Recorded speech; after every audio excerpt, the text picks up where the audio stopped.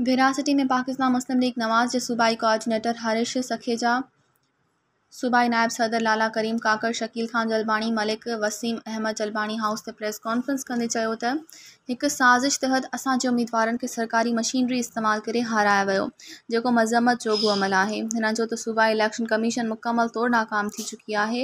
सिंध जे सभिनी ज़िलनि में धांधली कई वई। असां अहिड़ी इलेक्शन खे नथा तस्लीम कयूं। हिननि चयो त आरओज़ ऐं टीआरओ सरकारी वंगार वहंदे वोटर लिस्टूं ग़ाइबु कयूं, पोलिंग स्टेशन्स रेवेन्यू खाते जे मुलाज़िमनि हवाले कयो वियो, जंहिंमें सिधी सही धांधली कई वई, जॾहिं त असांजे खटियल उम्मीदवारनि खे वरी हाराए पियो वञे, जेका सरासर नाइंसाफ़ी आहे।